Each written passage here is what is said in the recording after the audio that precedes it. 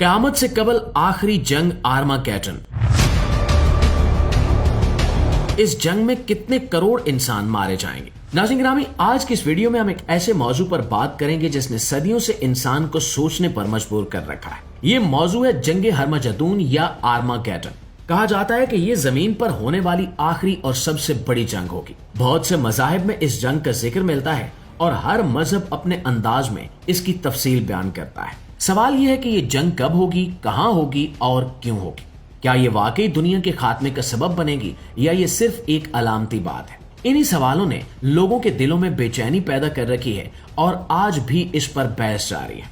दोस्तों, लफ्ज आर्मागेडन दरअसल इब्रानी जुबान से आया है। इसका ताल्लुक फलस्तीन की एक वादी से जोड़ा जाता है जिसे वादी मजीदू कहा जाता है। आज ये इलाका इसराइल के कब्जे में है। कहा जाता है कि तारीख में इस मकाम पर कई बड़ी जंगें लड़ी गई हैं। कुछ लोगों का ख्याल है कि जो ताकत इस वादी पर काबिज हो जाए वो नाकाबिले शिकस्त बन जाती है।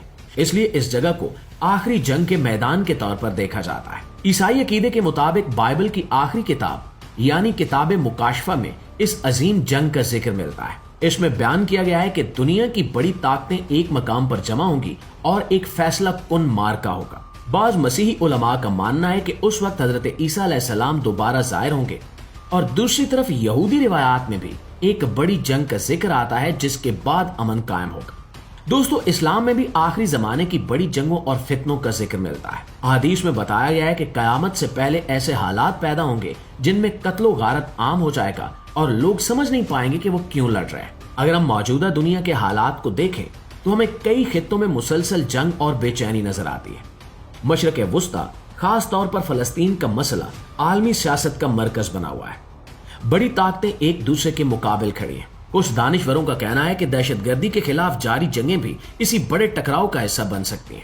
अफगानिस्तान, इराक और दीगर इलाकों में होने वाली लड़ाइयां दुनिया को एक नए दौर में ले गई। सवाल ये पैदा होता है कि क्या ये सब वाकयात किसी बड़ी जंग का पेशखेमा है या ये सिर्फ सियासी मुफादात की जंगें हैं? इस्लामी रिवायात में भी मिलता है कि एक वक्त आएगा जब कई कौमें मिलकर मुसलमानों के खिलाफ खड़ी होंगी। एक हदीस में जिक्र है कि लोग एक दूसरे पर ऐसे टूट पड़ेंगे जैसे खाने वाले प्याले पर टूट पड़ते हैं। कुछ लोग आज के हालात को इन पेशगोइयों से जोड़ते हैं, ताहम ये बात याद रखनी चाहिए कि असल इल्म सिर्फ अल्लाह के पास है। कोई भी इंसान यकीन के साथ नहीं कह सकता कि आर्मागेडन कब होगा या कहां होगा। कुछ रिवायात में बड़ी तादाद में हलाकतों का जिक्र मिलता है और ये भी कहा जाता है कि दुनिया के बड़े शहर तबाह हो सकते हैं। अहवाले क़यामत नामी किताब के मुताबिक उस जंग में दुनिया की 80% आबादी खत्म हो जाएगी। लेकिन ये सब बातें हमें डराने के लिए नहीं बल्कि खबरदार करने के लिए। असल पैगाम यह है कि इंसान जुल्म, नाइंसाफी और जंग से बचे।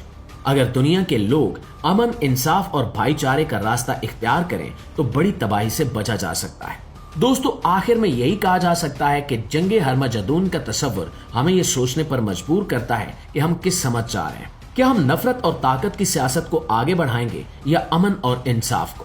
तारीख हमें बताती है कि जंग कभी मसले का मुस्तकिल हल नहीं होती। इसलिए जरूरी है कि हम होश के साथ हालात का जायजा लें, अफवाहों से बचें और इंसानियत को तरजीह दें।